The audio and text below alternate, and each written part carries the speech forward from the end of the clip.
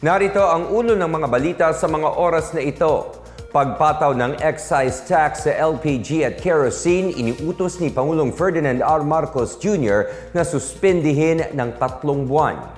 Pangulong Marcos tiniyak na pinapatatag ng gobyerno ang supply at presyo ng pagkain sa gitna ng pagtaas ng presyo ng produktong petrolyo.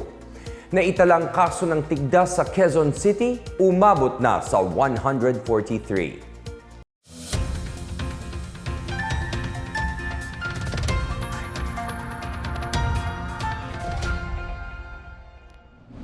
Ako si William Theo para sa PNA Headlines. Iniutos ni Pangulong Ferdinand R. Marcos Jr. na suspindihin ang pagpapataw ng excise tax sa liquefied petroleum gas or LPG at kerosene. Ito'y para mapagaan ang pagbigat na dulot ng pagtaas ng presyo ng produktong petrolyo sa mga Pilipino. Sa bisa ng Executive Order 114 na pinirmahan ng Pangulo noong April 16, 3 buwan na sususpendihin ang mga excise tax ng LPG at kerosene. Buwan-buwan ding sasailalim sa review ang suspension batay sa rekomendasyon ng Development Budget Coordination Committee. Inilabas ng Executive Order matapos ibalita ng Department of Energy or DOE na sa nakaraang 30 araw pumalo sa $93.71 ang presyo kada bariles ng Dubai crude sa Mine of Platts, Singapore. Sa ngayon, magsasagawa ang DOE at Department of Finance ng inventaryo ng kasalukuyang stock ng LPG at kerosene sa bansa. Inuutusan din ang mga kumpanya ng langis na iulat kada buwan ang presyuhan ng kanilang kerosene at LPG. Tiniyak ni Pangulong Marcos Jr. sa mga magsasaka sa La Trinidad, Benguet na patuloy na pinapatatag ng gobyerno ang supply at presyo ng pagkain sa kabila ng pagtaas ng presyo ng produktong petrolyo. Dumalaw si Marcos sa Benguet Agri-Pinoy Trading Center sa La Trinidad para inspeksyonin ang mga farm input at kagamitan ipapamahagi sa ilalim ng High Value Crops Program ng Department of Agriculture. Binisita rin niya ang wholesale area ng Spot Trading Building 2 at nakipag-usap sa mga magsasaka at tindero ng gulay doon. Pinuna ng Pangulo ang pagkaantala ng pagluluwas ng gulay mula sa mga probinsya, lalo na sa mga mabundok na lugar tulad ng Mountain Province. Paraan niya makabawas sa pasaning dulot ng pagtaas ng presyo ng gasolina, ibinahagi ng Pangulo ang mga hakbang para alalayan ang mga magsasaka sa pagbebenta ng kanilang ani. Halimbawa dito ang pagtigil sa paniningil ng toll sa mga truck na nagkakarga ng produktong agrikultural pati sa mga multang galing sa lokal na pamahalaan.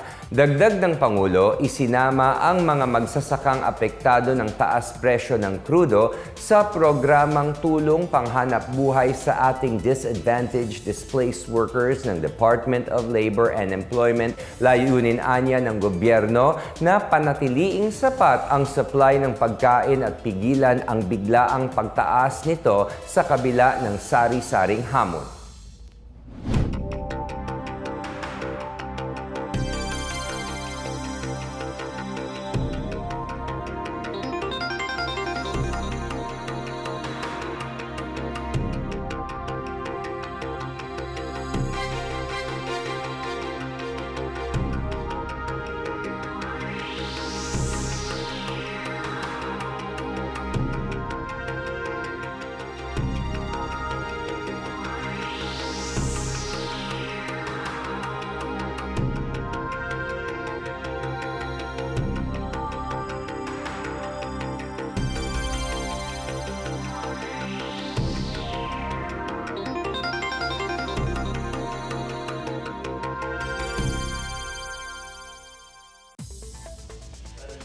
Samantala, umabot na sa 143 ang naitalang kaso ng tigdas sa Quezon City mula January 1 hanggang April 15 ngayong taon.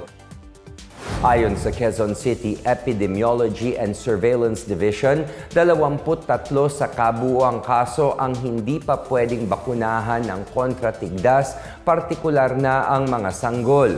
Umaasa lamang ang mga ito sa community immunity or uri ng indirect protection mula sa komunidad na ang malaking populasyon ay immune na sa isang sakit dahil sa bakuna. Binigyang diin din ng pamahalaan lungsod na ang pagpapabakuna pa rin ang pinaka-epektibong panlaban sa tigdas.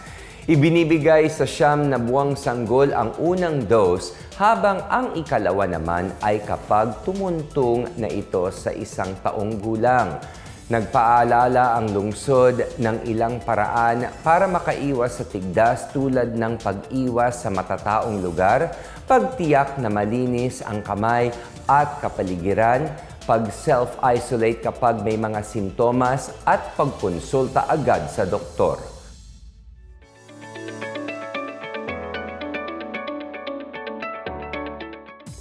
At sa balitang pangkalakalan, nanawagan ang Malacanang ngayong araw sa mga micro, small and medium enterprise or MSME na sumali sa 4 billion peso emergency loan program ng pamahalaan. Ayon kay Executive Secretary Ralph Recto, layunin ng inisyatibo na pagaanin ang bigat na pasan at mapanatili ang operasyon ng mga negosyo sa bansa sa gitna ng nangyayaring tensyon sa gitnang silangan.